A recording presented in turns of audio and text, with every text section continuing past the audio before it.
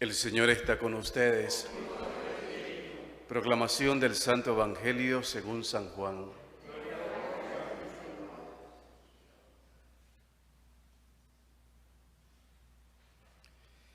En aquel tiempo, Jesús se retiró al monte de los Olivos y al amanecer se presentó de nuevo en el templo, donde la multitud se le acercaba, y él, sentado entre ellos, les enseñaba.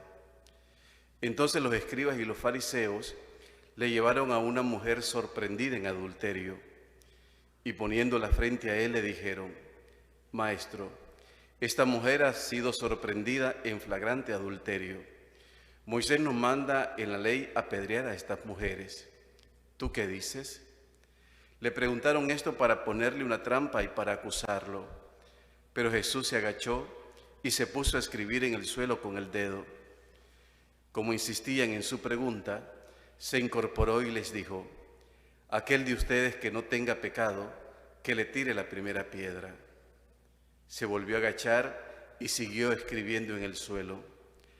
Al oír aquellas palabras, los acusadores comenzaron a escabullirse uno tras otro, empezando por los más viejos, hasta que dejaron solos a Jesús y a la mujer que estaba de pie junto a él. Entonces Jesús se enderezó y le preguntó: Mujer, ¿dónde están los que te acusaban? Nadie te ha condenado. Ella le contestó: Nadie, Señor. Y Jesús le dijo: Tampoco yo te condeno. Vete y ya no vuelvas a pecar. Palabra del Señor. Por las palabras de este santo evangelio, borrados sean nuestros pecados.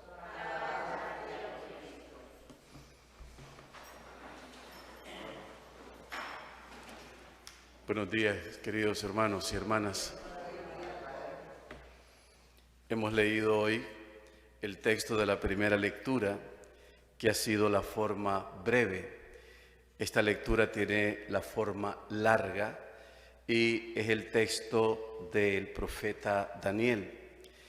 Y llama poderosamente la atención la constatación con la cual termina esta primera lectura. ¿Alguien recuerda la constatación?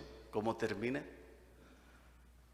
Dice el texto: para cumplir con la ley de Moisés, dice, los mataron y aquel día se salvó una vida inocente. Esta es la constatación hermosa de esta primera lectura. Una vida inocente se salvó. Estamos acostumbrados a que el inocente sufra. Estamos acostumbrados a que el inocente sea condenado, a que el inocente sea maltratado y eliminado. Pero hoy la primera lectura nos recuerda que los que sufren las consecuencias de la maldad son los malvados. En realidad, estas dos personas, estos dos hombres que tramaron esta situación en contra de esta mujer llamada Susana, al final terminan siendo ellos mismos quienes sufren las consecuencias de su maldad. Esto no sucede con mucha frecuencia, porque lo que sucede con más frecuencia es que el inocente sufra, es que el inocente sea condenado. Pero hoy la palabra del Señor, en un texto un poco extraño, como para que esté en la Biblia, ¿no es cierto? Más bien nos parecería que es una escena de cualquier novela de esas, por ejemplo, de Corín Tellado, si alguno ha leído algún texto de este escritor. Pero esta página está en la Biblia. ¿Y por qué está en la Biblia? Y está en la Biblia precisamente para recordarnos que el inocente también es defendido, de que el inocente tiene derecho. Y creo que hay tres enseñanzas en la lectura que hemos escuchado hoy. La primera nos la da esta mujer. Es una mujer que permanece fiel a Dios, y no solamente es una mujer que permanece fiel a Dios, sino una mujer que confía en el Señor. Escuchen el texto al inicio. En aquel tiempo, la asamblea creyó a los ancianos que habían calumniado a Susana y la condenó a muerte. Entonces Susana, dando fuertes voces, exclamó, y aquí viene esa actitud de fidelidad y de confianza de esta mujer: Dios eterno, que conoce los secretos y lo sabes todo antes de que suceda, tú sabes que estos me han levantado un falso testimonio, y voy a morir sin haber hecho nada de lo que su maldad ha tramado contra mí. El Señor escuchó su voz. Cuando llevaban a Susana al sitio de la ejecución, el Señor hizo sentir a un muchacho llamado Daniel el santo impulso de ponerse a gritar: yo no soy responsable de la sangre de esta mujer. Entonces, vean la oración de Susana. Es una oración que se mantiene fiel a sus principios morales. Esta mujer no le da miedo que le vayan a matar y mantiene sobre todo aquello en lo que cree. Pero también, no solamente que se mantiene fiel a sus principios morales, sino también que confía en el Señor. Esta quizás es la primera enseñanza: permanecer fieles al Señor y con confianza. La segunda enseñanza es que una persona, cuando tiene el conocimiento de Dios y cuando está iluminada por Dios, como en el caso de Daniel, una sola persona puede hacer la gran diferencia.